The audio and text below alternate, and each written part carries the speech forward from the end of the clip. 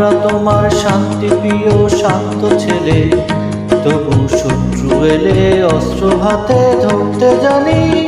তোমার ভয় নেই মায়, আমরা প্রতিবাদ করতে জানি।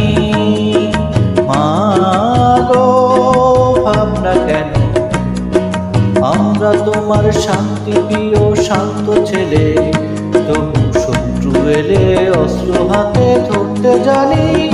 তোমার ভয় নেই মায়, আমরা প্রতিবাদ করতে জানি।